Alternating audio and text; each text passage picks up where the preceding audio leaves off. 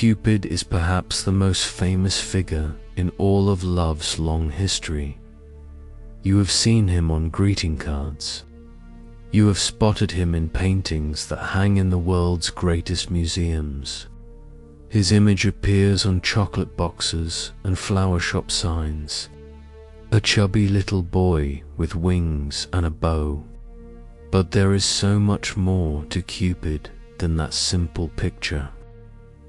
The real Cupid has a story that spans thousands of years. His tale involves gods and goddesses, mortals and monsters, jealousy and joy, and at the heart of it all is the most beautiful love story ever told. Our story begins not with Cupid, but with a god called Eros.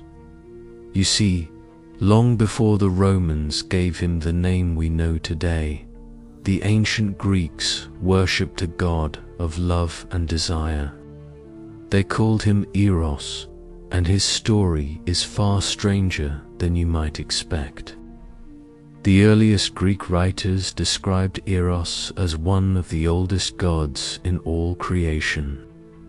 The poet Hesiod, who lived around 700 years before the Common Era, wrote about the beginning of everything. In his famous work called the Theogony, Hesiod told of the very first beings to exist. First there was chaos, a great empty void. Then came Gaia, who was the earth itself, and alongside them appeared Tartarus, the deep darkness below. But the fourth being to come into existence was Eros, love itself, born at the very dawn of creation. Think about what this means. The ancient Greeks believed that love was not invented by the gods. Love did not come later. Love was there from the very beginning. Love was one of the first forces in the universe, as old as the earth beneath our feet, as ancient as the darkness of night. This early Eros was not a chubby baby with wings. He was a powerful force that brought beings together. He made the gods desire one another. He sparked the fire of attraction that led to the creation of all the other gods and all living things. Without Eros, the ancient Greeks believed, nothing else could have been born. The philosopher Parmenides, who lived in the 5th century before the Common Era, also wrote about Eros. He called Eros the first of all the gods that the divine power created. The philosopher believed that Eros was the force that kept the universe moving and growing. But as the centuries passed, the Greek view of Eros began to change. Later, poets and storytellers gave him a different origin.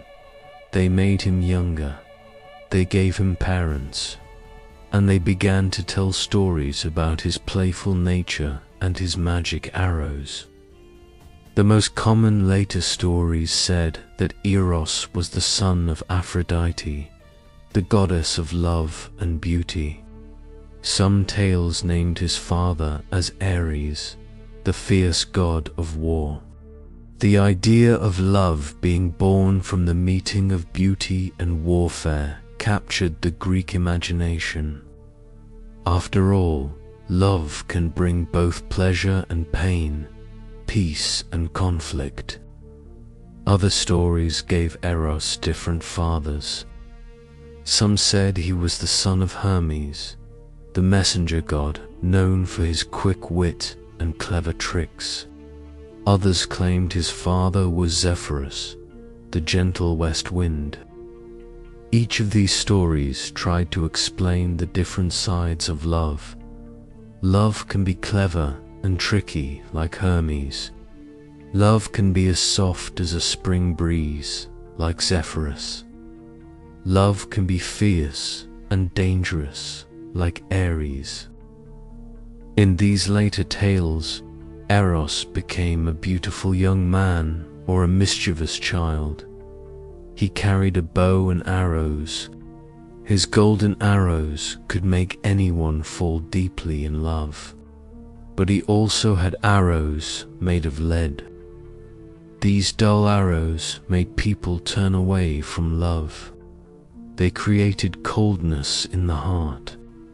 The poet Apollonius of Rhodes, who wrote the famous story of Jason and the Argonauts around 250 years before the Common Era, described Eros as a spoiled child.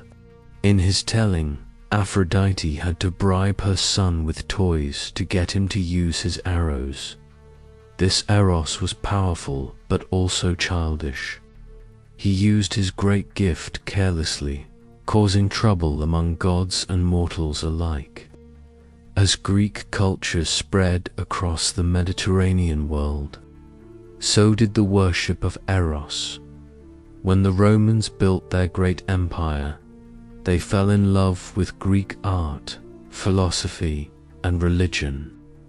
But the Romans did not simply copy the Greeks. They took Greek ideas and made them their own.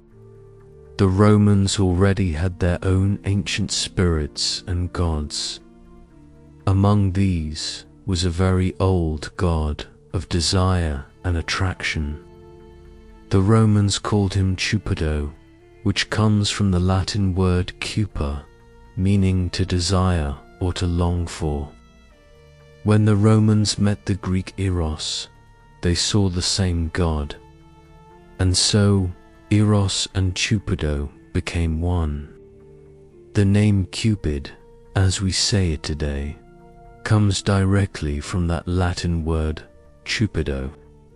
Every time we speak of Cupid, we are using a word that is over 2,000 years old.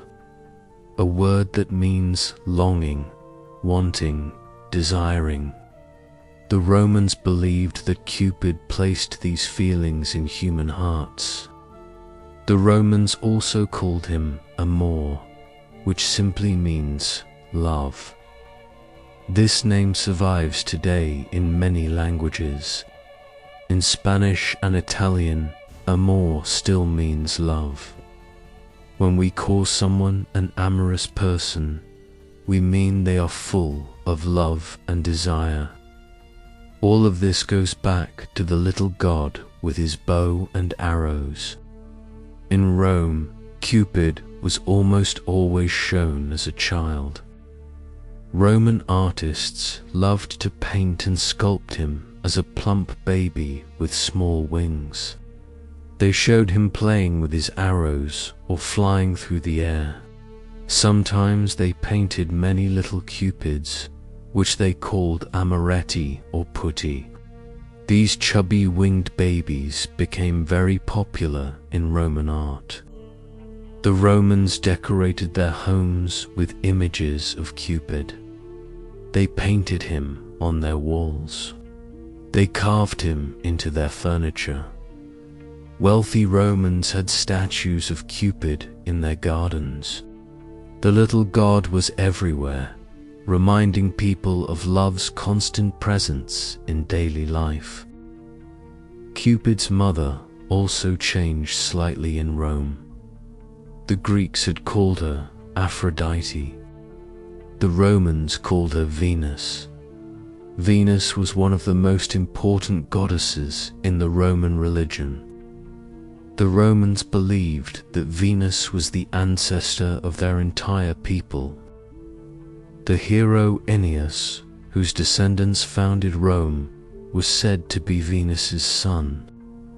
So Cupid became the grandson of the Roman people in a way. He was family. This made him even more beloved. Temples to Venus often included shrines to her son Cupid. Romans would pray to both mother and son when they wanted help with matters of the heart.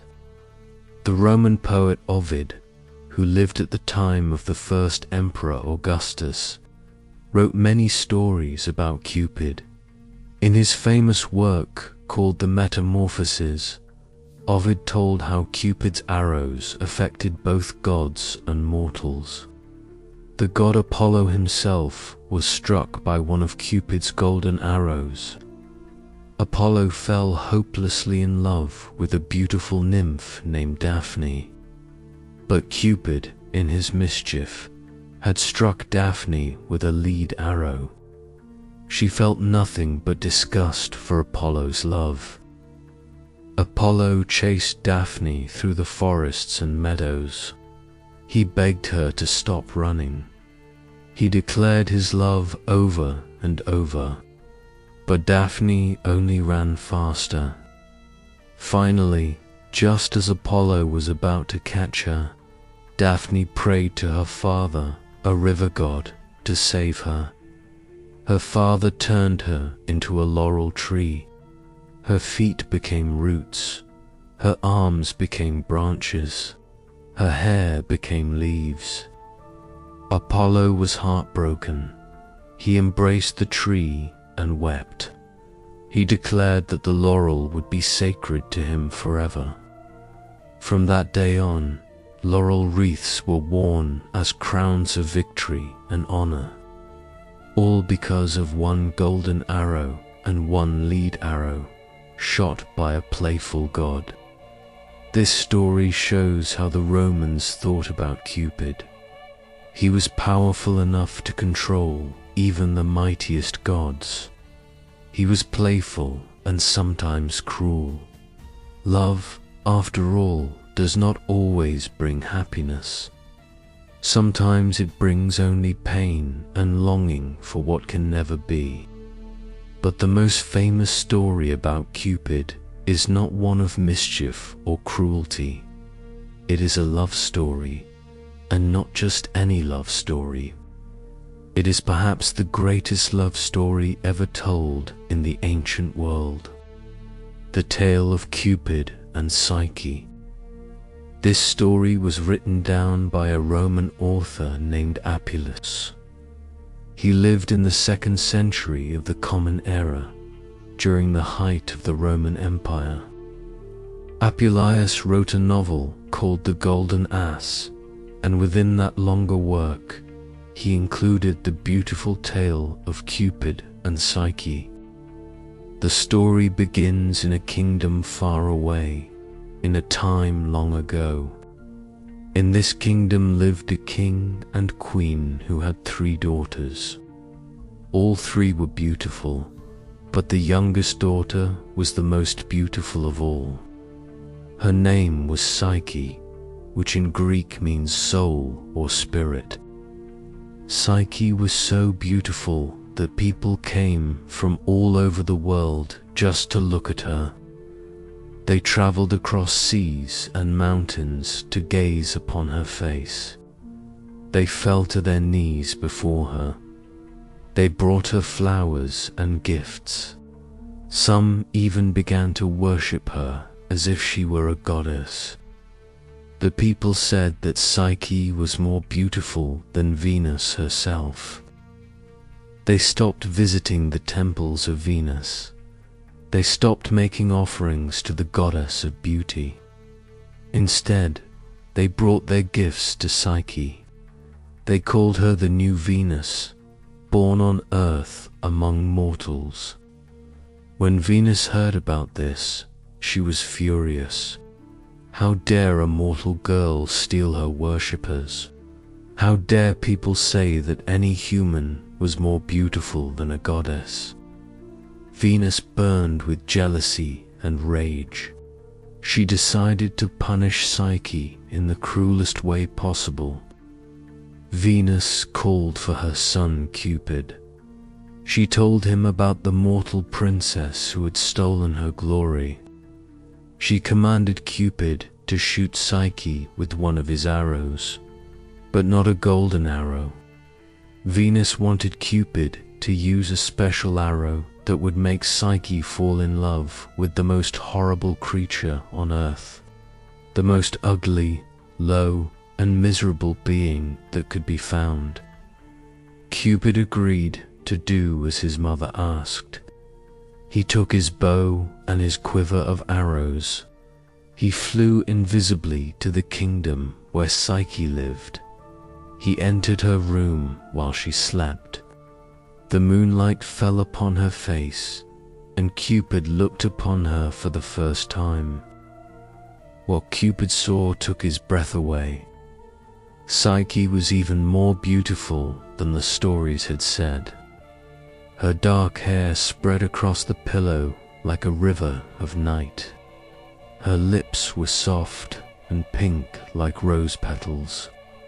Her face was peaceful in sleep, innocent and gentle.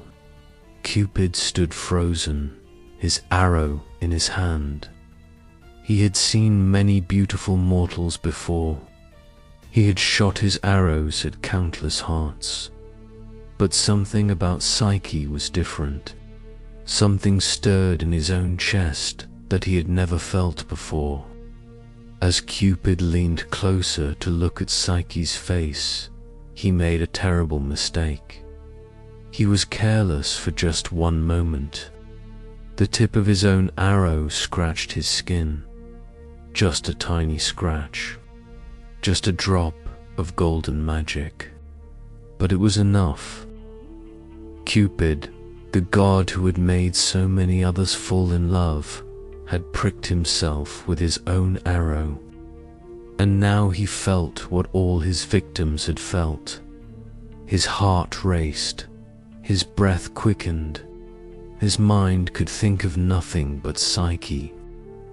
The god of love had fallen deeply, hopelessly, completely in love. While Cupid struggled with his new feelings, Psyche's life was growing difficult. Yes, everyone said she was beautiful. Yes, people came from far away to admire her. But admiration is not the same as love. People worshipped Psyche from a distance. They put her on a pedestal so high that no one dared to climb up and stand beside her. Psyche's two older sisters both found husbands. They married kings of nearby lands. They had homes and families of their own, but no one asked for Psyche's hand. Men were too afraid to approach her. They thought she was too perfect for any mortal man. They believed a woman so beautiful must be meant for a god. Psyche grew sad and lonely. What good was beauty if it brought only isolation? What good was admiration if it kept love away? Her father, the king, saw her sorrow and did not know how to help her. Finally, the king decided to ask the gods for guidance. He sent messengers to the oracle of Apollo at Delphi. The oracle was a priestess who spoke the words of the gods. People from all over the ancient world traveled to Delphi to hear her prophecies. The messengers made the long journey and asked the oracle what husband was meant for Psyche. They waited in the temple, surrounded by the smoke of incense and the flickering of sacred flames. At last, the oracle spoke. The oracle's words were dark and frightening. She said that Psyche must be dressed in mourning clothes, like a bride going to her own funeral. She must be taken to the top of a high mountain and left there alone. Her husband would come for her there, but her husband would be no mortal man. The oracle called him a monster, a creature feared by all the gods, a being that even Jupiter himself could not control. The king and queen were devastated. This was worse than no marriage at all. Their daughter was to be given to some terrible beast. But in the ancient world, no one dared to disobey the oracle. The gods had spoken. Their word was final. The whole kingdom mourned.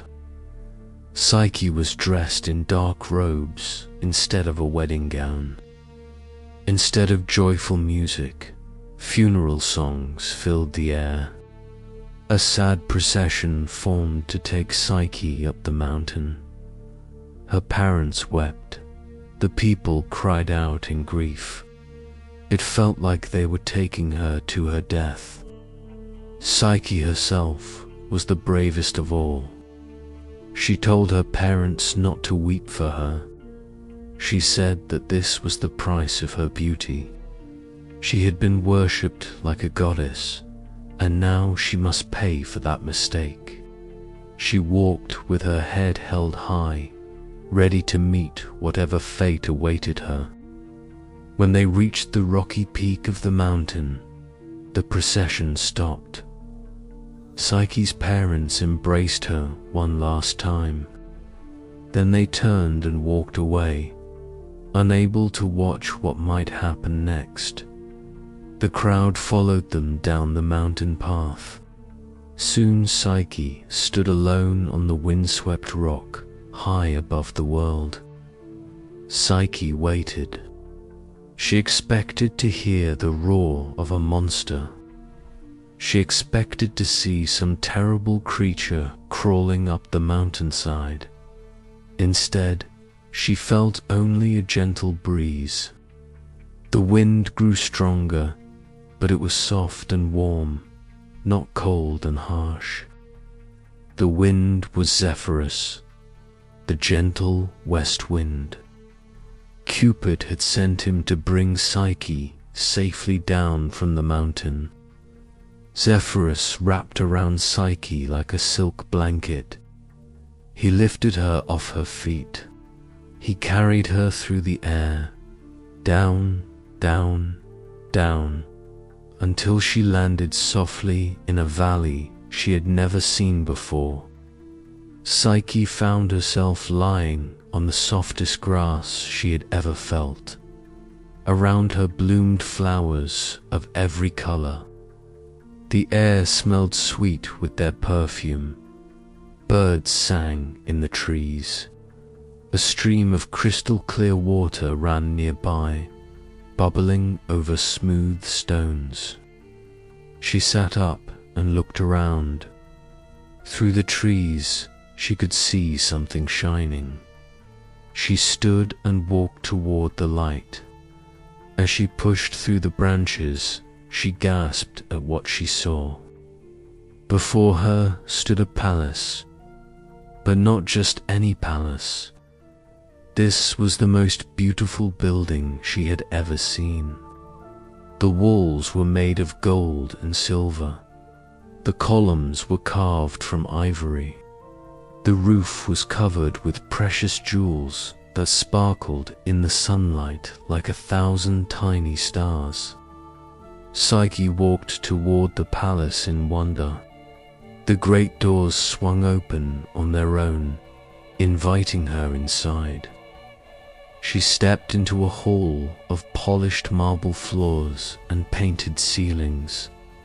The walls were decorated with images of gardens and forests, mountains and seas. They were so lifelike that Psyche felt she could step into them. A voice spoke to her. It was a soft, kind voice, but there was no one there. The voice welcomed Psyche to the palace. It told her that everything here was hers. She was the mistress of this house. All she had to do was ask, and whatever she wanted would appear. Psyche explored the palace in amazement. There were rooms filled with treasures. There were baths of warm, scented water. There were gardens with fruit trees and flowering vines. And everywhere, invisible servants waited to help her. Hands she could not see brought her food and drink. Voices she could not place sang beautiful music. When evening came, Psyche was led to a bedroom more lovely than any she had ever seen. The bed was carved from cedar wood and covered with silk blankets.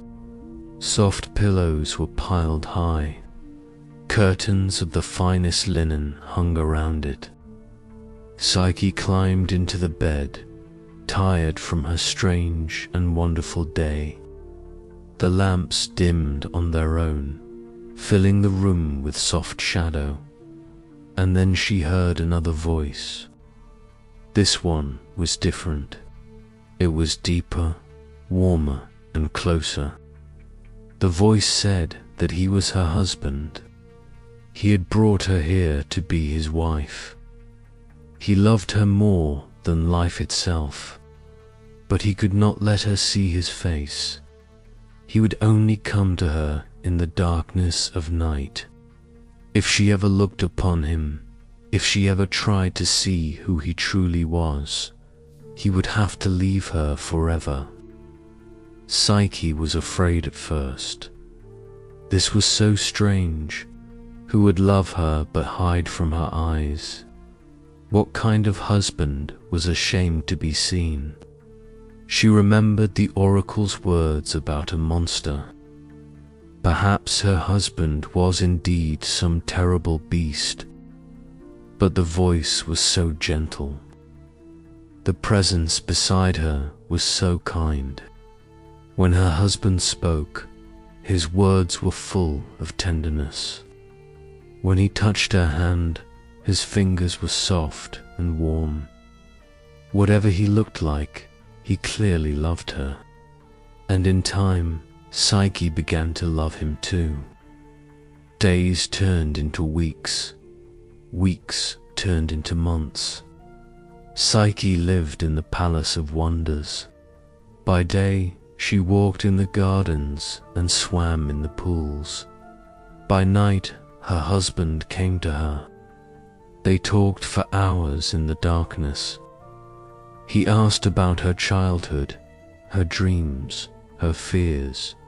She told him everything, and slowly, surely, she fell deeper in love with him. But Psyche was lonely. She missed her family. She especially missed her two sisters. She asked her husband if she could see them. At first he said no. He warned her that her sisters would bring trouble. They would not understand. They would try to ruin what Psyche had found. But Psyche begged and pleaded. She cried tears of loneliness. Her husband could not bear to see her sad. Finally, he agreed. He would have Zephyrus bring her sisters to visit. But he made Psyche promise one thing. She must never tell them who he was. She must never try to learn his true form. If she broke this promise, everything would be lost. The west wind carried Psyche's two sisters down to the valley. They landed in the soft grass, just as Psyche had done so long ago. Psyche ran to greet them with open arms. She was so happy to see them. She had missed them so much. But as the sisters looked around, their faces changed. They saw the golden palace. They saw the jeweled roof. They saw the gardens and the fountains and the riches beyond counting. And instead of being happy for Psyche, they felt something else. They felt jealousy. They felt bitterness. They felt rage. Both sisters had married kings. They had fine homes and plenty of servants.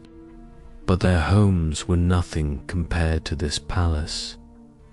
Their jewels were rocks compared to these treasures. Their husbands were old and dull compared to whoever had given Psyche all of this. The sisters questioned Psyche about her husband. What did he look like? Was he tall? Was he handsome? What was his name? Psyche tried to answer, but she realized she did not know. She had never seen his face. She had never asked his name. She knew only that he loved her and that he was kind. The sisters exchanged looks. Their eyes narrowed with suspicion. Why would a husband hide from his own wife? What was he hiding? The sisters began to plant seeds of doubt in Psyche's mind. They reminded her of the oracle's words. A monster, the priestess had said. A creature feared by gods and men. Perhaps, the sisters whispered, Psyche's husband was a terrible serpent. Perhaps he was a dragon with scales and fangs. Perhaps he was fattening her up to eat her. Perhaps he came to her in darkness because his true form was too horrible to see. Psyche shook her head. No, she said. Her husband was gentle. He had never hurt her. He had given her everything she could want. But the sisters kept whispering. They kept questioning. They kept pointing to the darkness that Psyche could not see through. When the sisters left, carried away again by Zephyrus, Psyche was no longer at peace. The seeds of doubt had taken root. At night, lying beside her unseen husband, she wondered, what if her sisters were right? What if she was lying beside a monster? What if the love she felt was just a trap? The sisters came to visit again, and again, each time, they filled Psyche's ears with more poison. They told her she must see her husband's true form. They said it was the only way to know the truth. They told her to hide a lamp and a knife in her room. At night, while her husband slept, she should light the lamp and look at him. If he was a monster, she should cut off his head before he could harm her. Psyche did not want to believe her sisters, but doubt is a terrible thing. Once it begins to grow, it is hard to stop. Night after night, she lay awake wondering. Day after day, her worry grew. Finally, she could bear it no longer. She decided to do what her sisters had said. That night, Psyche hid a small oil lamp beneath the bed. She hid a sharp knife under her pillow. Then she lay down and pretended to sleep. She waited in the darkness, her heart pounding, her breath shallow. Her husband came to her as he always did. He spoke words of love. He held her hand. Then, tired from his day, he fell into a deep sleep. His breathing became slow and steady. The room was silent except for that gentle rhythm. Psyche slipped out of bed. Her hands trembled as she reached for the lamp. She struck a flame and touched it to the wick. A small golden light bloomed in the darkness. Psyche picked up the knife in her other hand. Then, slowly, she raised the lamp over the bed. What she saw made her gasp. What she saw made her knees go weak. What she saw was the most beautiful being in all creation. Lying on the bed was not a monster, not a serpent, not a dragon. It was a god, a young god with a face more lovely than the dawn. Golden curls fell across his forehead. His skin was smooth and glowing. His lips were perfect, slightly parted in sleep, and from his shoulders rose two magnificent wings, feathered white and soft as clouds. Beside the bed lay his weapons, a bow of polished gold, a quiver of arrows. Psyche knew these things. Everyone knew these things. She was looking at Cupid, the god of love himself, the god who made hearts beat faster, the god who had shot arrows at kings and commoners, at heroes and gods, and he had fallen in love with her. Psyche's eyes filled with tears, tears of joy, tears of relief, tears of overwhelming love. She dropped the knife. She did not need it. There was no monster here.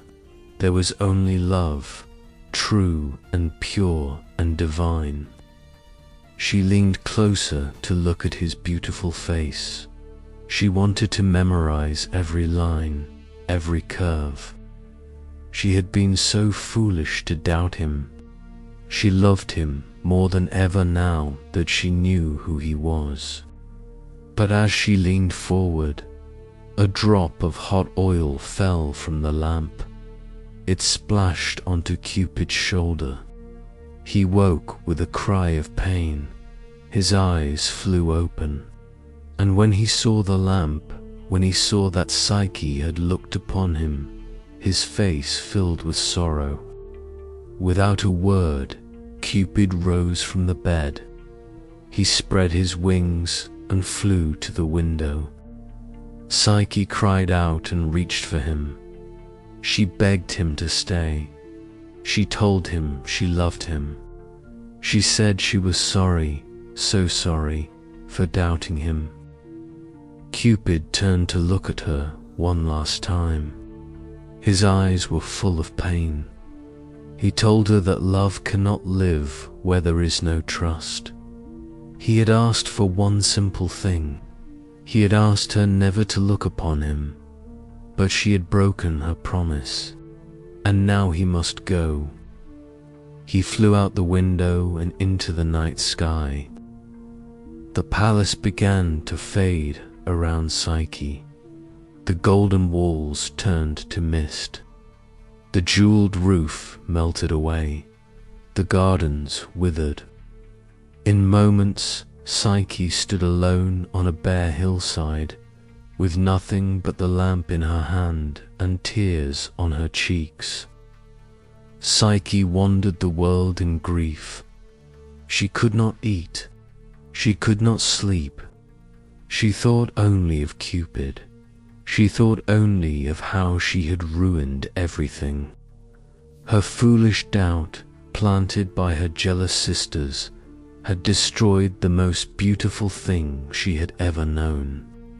She walked from town to town, from country to country, searching for her lost love.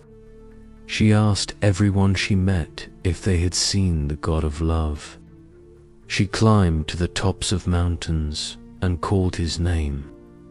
She waded into rivers and streams, hoping he might hear her voice carried on the water. Meanwhile, Cupid had flown home to his mother's house.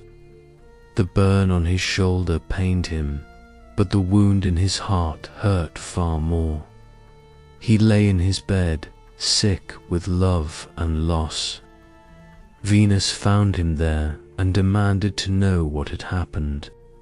When she learned that Cupid had fallen in love with the very mortal she had wanted punished, Venus was furious. She screamed at her son. She called Psyche every horrible name she could think of. She forbade Cupid from ever seeing the mortal girl again. Then she went out into the world to find Psyche and destroy her. Psyche had first gone to her sisters. She told them what had happened. She told them that her husband had been Cupid himself. The sisters pretended to comfort her, but inside they were jealous beyond reason. Each sister decided that she would go to the mountain and call for Zephyrus. Each believed that Cupid would fall in love with her instead. One by one, the sisters climbed to the mountain peak. One by one, they threw themselves off the cliff, expecting the west wind to catch them. But Zephyrus did not come. There was only the long fall and the hard rocks below. The jealous sisters met their end, punished by their own greed and envy. Psyche did not know what had happened to her sisters. She continued her wandering, searching for any god who might help her.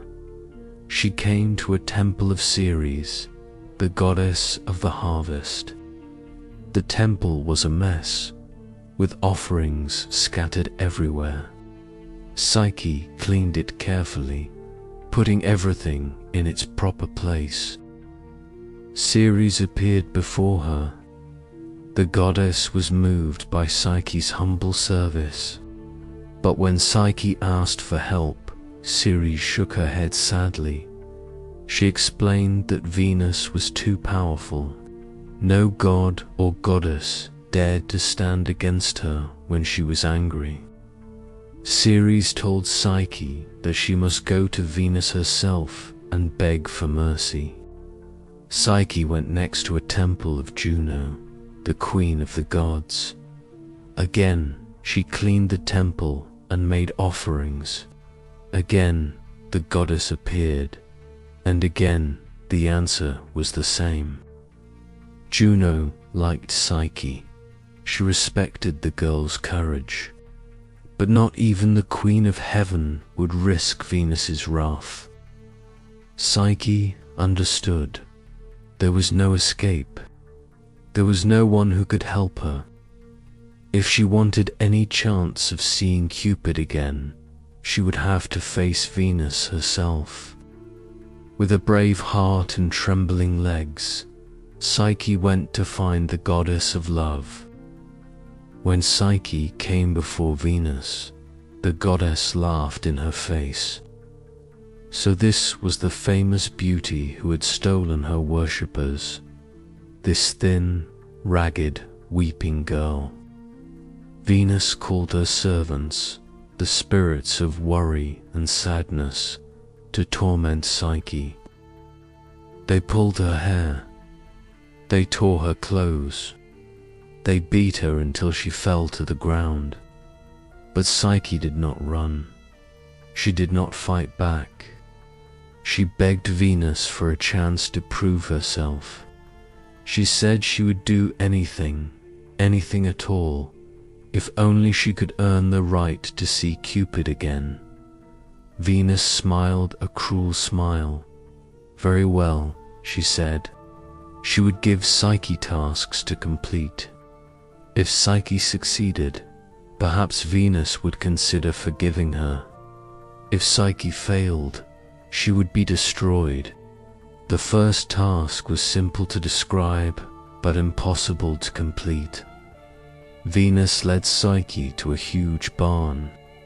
Inside was an enormous pile of seeds. Wheat and barley and millet and poppy seeds and lentils and beans, all mixed together in a mountain as tall as a house. Venus told Psyche to sort all the seeds into separate piles, every kind of seed in its own heap, and she must finish before nightfall. Then Venus swept away, laughing at her own cleverness. No mortal could sort so many seeds in one day. It would take months, maybe years. Psyche sat before the pile and wept. It was hopeless. The task was impossible. She would fail, and she would never see Cupid again. But as she cried, something strange began to happen. She heard a tiny voice, then another, then thousands.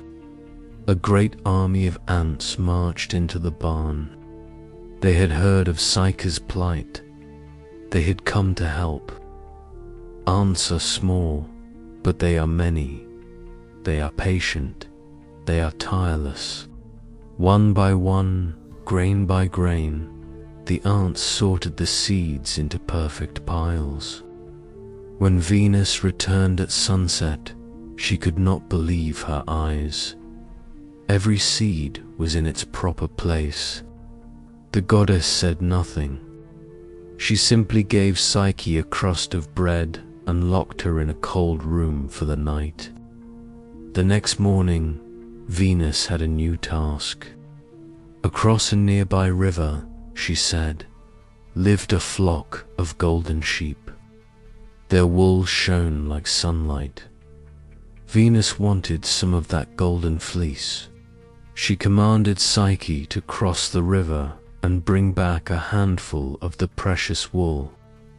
Psyche walked to the river and looked at the far bank. She could see the sheep grazing there. They were indeed made of gold, shimmering and beautiful. But they were also huge and fierce. Their horns were sharp. Their eyes were wild. They charged at anything that came near them.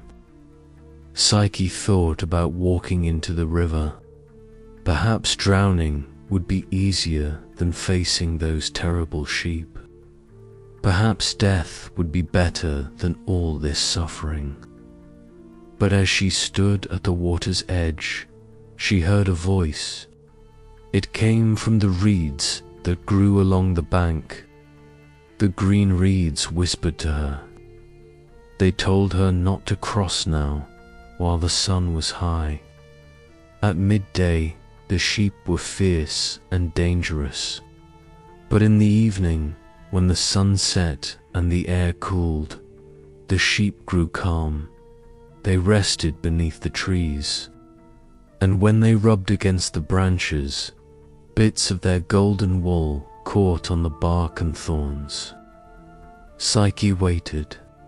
When evening came, she crossed the river safely. The sheep were sleeping peacefully in the shade. She walked among the trees and gathered all the golden wool she could find. She filled her arms with the shining fleece and carried it back to Venus. The goddess was angry that Psyche had succeeded again. She did not praise the girl. She did not thank her. She simply gave her another task, harder than the ones before. At the top of a tall mountain, Venus said, there was a spring of dark water. This water was guarded by dragons that never slept. It flowed down the mountain and fed to terrible rivers, the Styx and the Cocytus, which flowed through the underworld itself. Venus gave Psyche a crystal bottle. She commanded her to fill it with water from that deadly spring. Psyche climbed the mountain. It was steep and treacherous. Sharp rocks cut her feet. Cold wind tore at her clothes. But she kept climbing.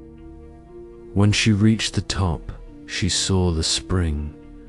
Black water bubbled up from the earth, and all around it coiled dragons with gleaming scales and eyes like fire. Psyche could not get past the dragons. She could not even get close. She sank to her knees, ready to give up at last. But then she heard the sound of wings. A great eagle descended from the sky. It was the eagle of Jupiter, king of the gods. The eagle took the crystal bottle in its talons. It flew over the dragons, who could not reach it in the air. It dipped down to the spring and filled the bottle with dark water. Then it flew back to Psyche and placed the bottle gently in her hands. Psyche returned to Venus with the bottle of water from the river Styx. The goddess took it silently. Her face was hard. She knew that someone must be helping the girl.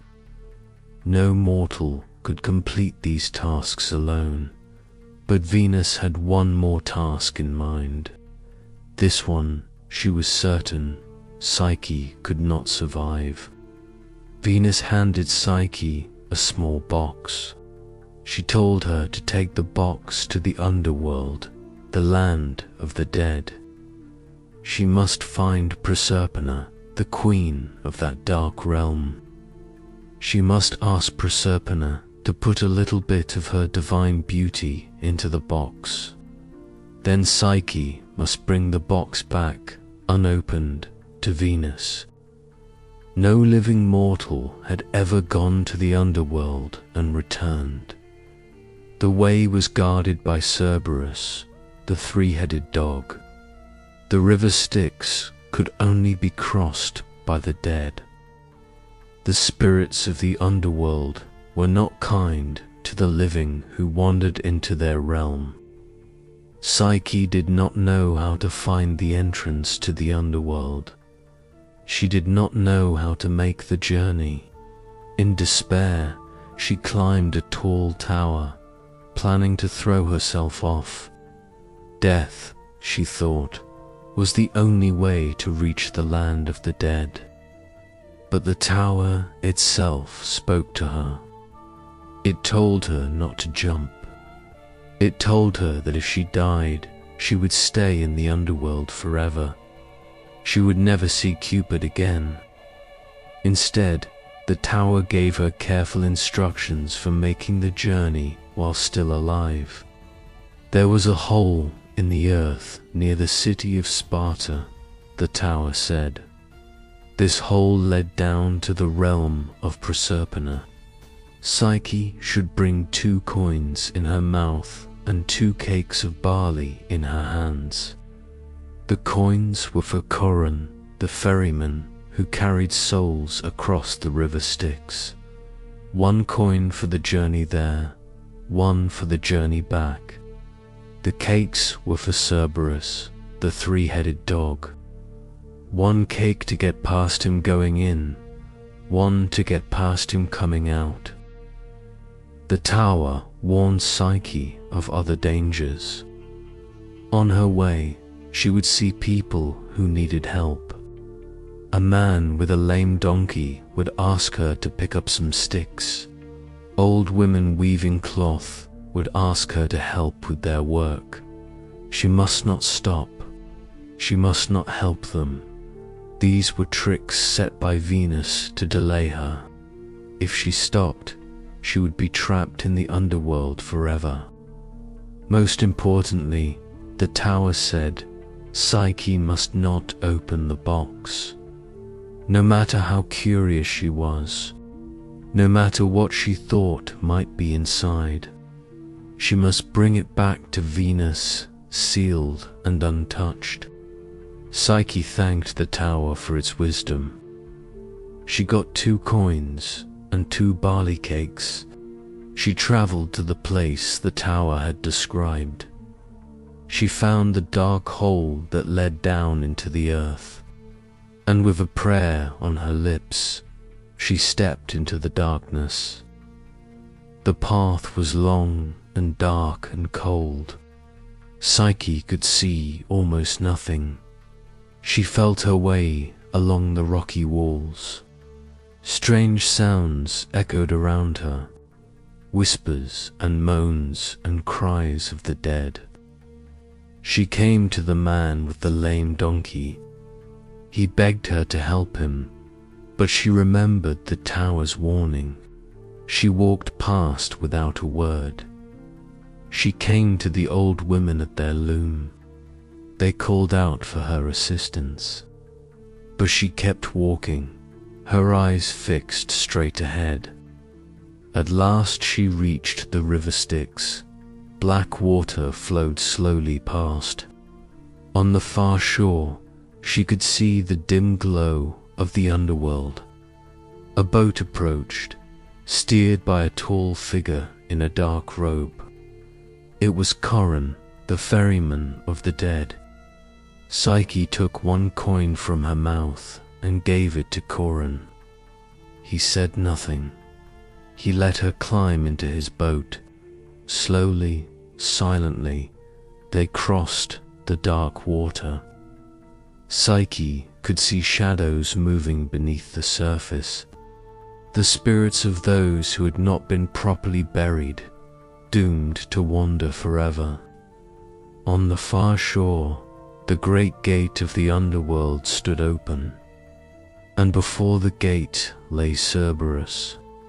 His 3 heads rose as Psyche approached, 6 eyes fixed on her, 3 mouths opened, showing rows of terrible teeth. A growl rumbled from 3 throats. Psyche threw one of her barley cakes to the dog. Immediately, all 3 heads dove for the treat. While Cerberus was busy eating, Psyche slipped through the gate and into the underworld. She walked through fields of grey grass beneath a sunless sky. She passed the spirits of the dead, who drifted like smoke around her. Some reached out to touch her, curious about this living girl who walked among them. But Psyche did not stop. She kept moving forward. Finally, she came to the palace of Proserpina. It was a dark and solemn place, built of black stone.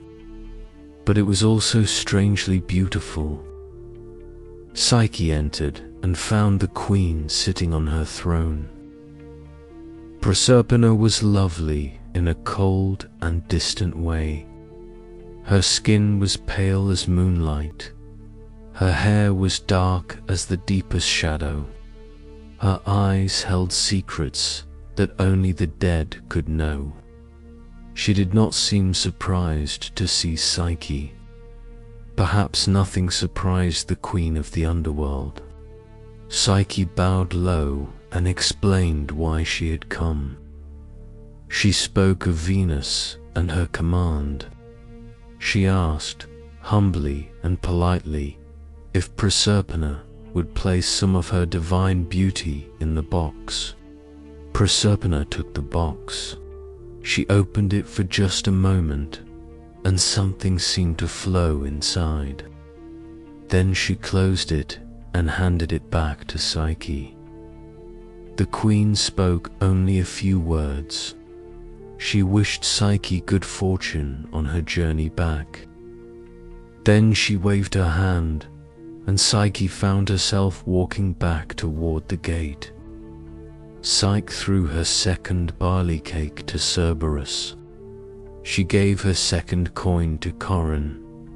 She walked past the weaving women. She walked past the man with the donkey. She climbed up and up through the darkness until at last she saw daylight ahead. She had done it. She had gone to the underworld and returned. She held the box in her hands. All she had to do was bring it back to Venus. But as Psyche walked toward the home of Venus, she began to think. She thought about Cupid. She thought about how long she had been away. She thought about how ragged she must look, how thin and tired after all her trials. What if Cupid saw her now? What if he thought she was ugly? She had been beautiful once. She had been the girl that people worshipped, but now her hair was tangled, her dress was torn, her face was worn by sun and wind and tears. The box in her hands held divine beauty, Proserpina's own beauty. Surely just a tiny bit would not be missed. Surely she could use just a little to make herself pretty again. Then, when she saw Cupid, he would love her as he had before. Psyche knew she had been warned not to open the box, but she was so tired. Her judgment was clouded by exhaustion and longing. Before she could stop herself, she lifted the lid. The box was empty, or rather, what it held was invisible. A deep, dark sleep poured out like smoke. It wrapped around Psyche. It filled her lungs. Her eyes closed. Her body sank to the ground. The sleep of the underworld held her tight, and she could not wake. Psyche lay there, somewhere between life and death, trapped in a slumber from which mortals do not return. The box lay open beside her. The task was failed. The journey was lost. Everything she had worked for was ruined by one moment of weakness. But far away in his mother's house, Cupid knew something was wrong. The burn on his shoulder had healed. His body was recovered, and his heart, which had never stopped loving Psyche, called out to her across the distance. He could not stay away any longer. His mother had forbidden him to see Psyche. But what did that matter? Love is stronger than any command. Love is stronger than any anger. Love, true love, cannot be kept apart forever. Cupid spread his wings and flew out the window. He flew faster than he had ever flown before. He searched the world for Psyche, and when he found her lying in the grass, still and pale, his heart nearly broke. He landed beside her and knelt down. He brushed the hair from her face. She was so beautiful, even now, so brave. She had walked into the underworld itself for him. She had faced dragons and goddesses and death, all for love, all for him. Cupid leaned close. He carefully gathered the sleep that clung to her and put it back in the box. He closed the lid tight. Then he touched her hand and whispered her name. Psyche's eyes fluttered open. She saw Cupid's face above her, glowing with love and relief. She reached up and touched his cheek, not daring to believe he was real.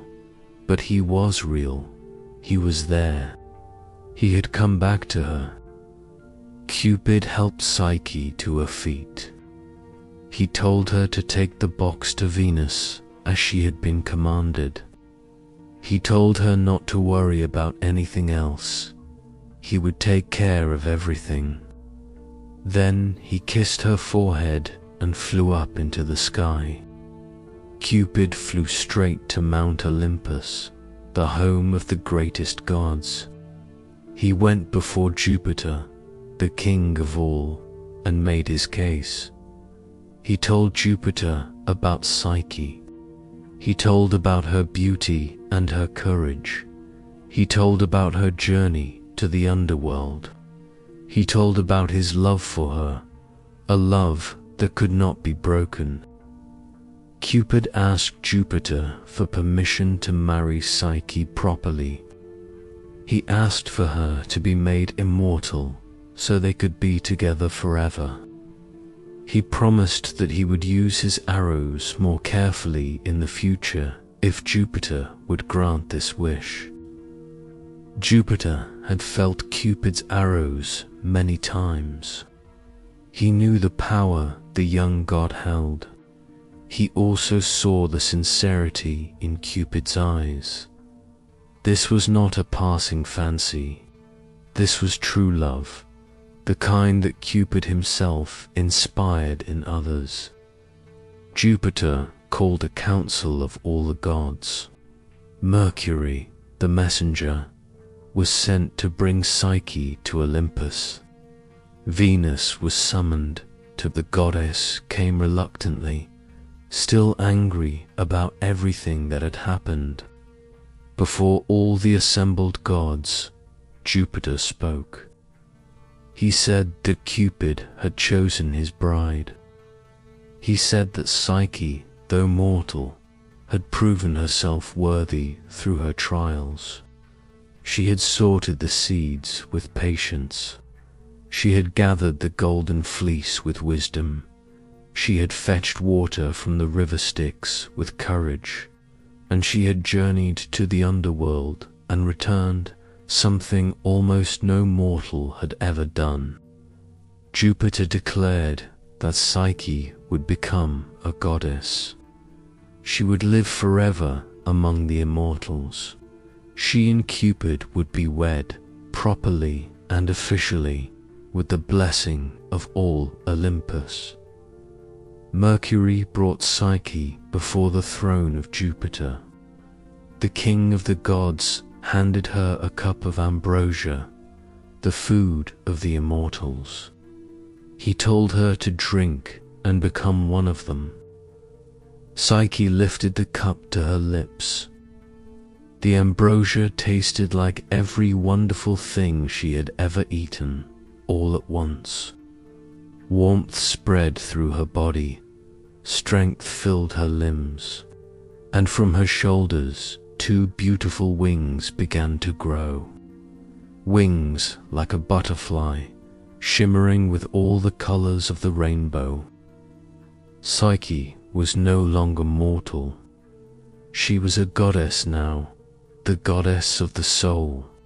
Her name would forever mean both soul and butterfly, because her story was about transformation, about becoming something new and beautiful through love and suffering. Even Venus could not argue with Jupiter's decision, and as she looked at Psyche, glowing with divine light, even the goddess of beauty had to admit that the girl was worthy. Psyche was no longer a rival. She was family now. The wedding of Cupid and Psyche was the greatest celebration Olympus had ever seen. All the gods came. Jupiter himself presided over the ceremony. Juno blessed the union. Apollo played his golden lyre. The muses sang songs of love and joy. Venus, who had been so cruel, now danced at the wedding feast. Perhaps she was moved by the obvious love between Cupid and Psyche. Perhaps she was simply glad that her son was happy at last. Whatever her reasons, she put aside her anger and celebrated with the others. The table was laden with ambrosia and nectar, the food and drink of the gods. The 3 graces served the guests with smiling faces. The hours scattered flower petals along the paths. Even the god of wine, Bacchus, brought his finest vintage for the occasion. Cupid looked at his bride with eyes full of wonder. After all they had been through, they were together at last. No more hiding in darkness. No more secrets. They could love each other openly for all eternity. Psyche looked at her husband with equal joy. She had lost everything and gained more than she ever dreamed. She had been a mortal princess, worshipped but lonely. Now she was a goddess, loved truly and completely. In time, Cupid and Psyche had a daughter. They named her Voluptus, which means pleasure or delight. She was the goddess of pleasure, the natural child of love and soul joined together.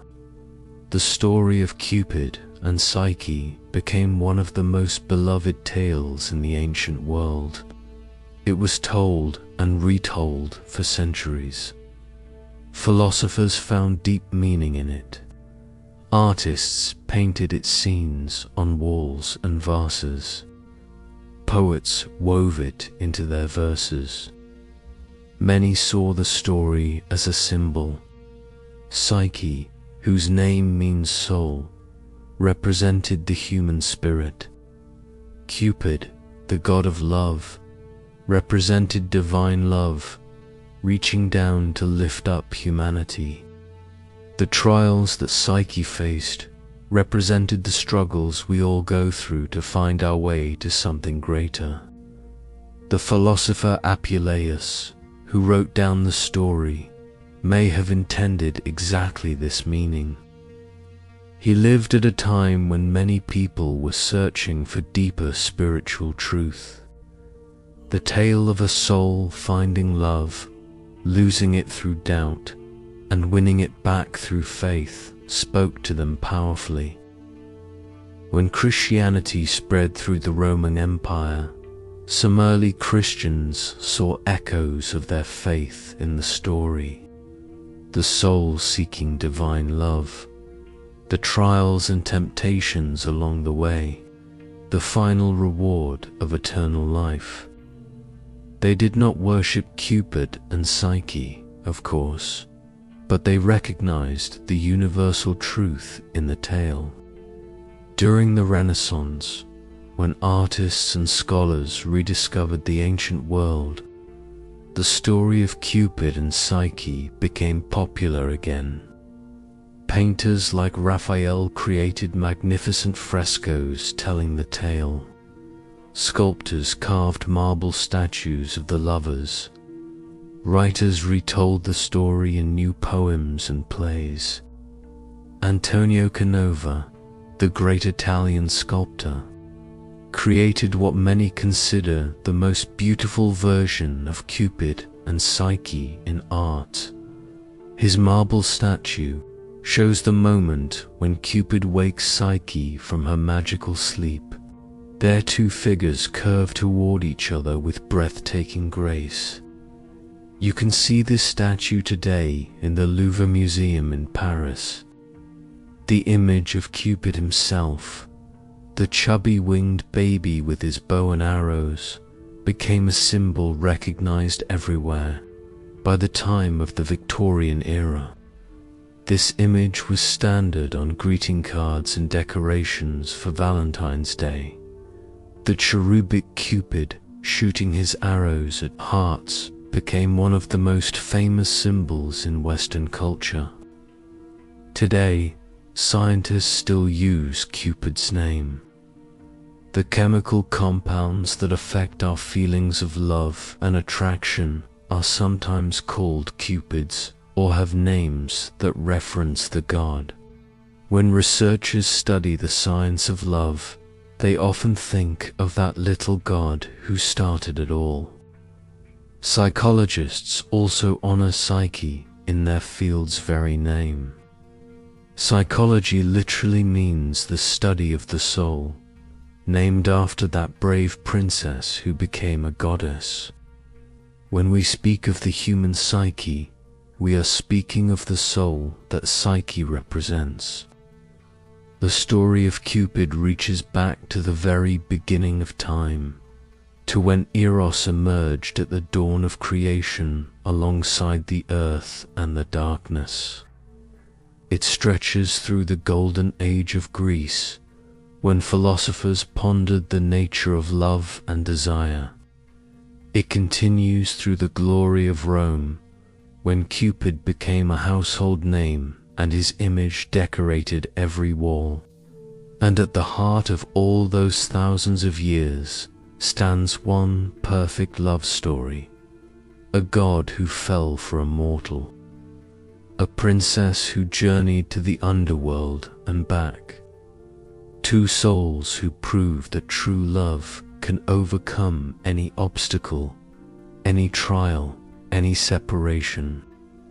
Every Valentine's Day, when you see the image of a little winged boy with his bow and arrows, you are seeing the echo of something ancient and profound.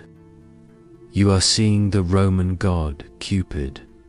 You are seeing the Greek god Eros.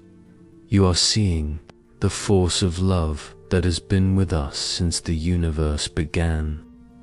And perhaps, if you listen closely, you can hear the whisper of a story about a princess named Psyche, who loved so deeply that she conquered death itself. about a god named Cupid who loved so truly that he defied his own mother and pleaded before the king of the gods. About a love so strong that it earned a place among the eternal stars.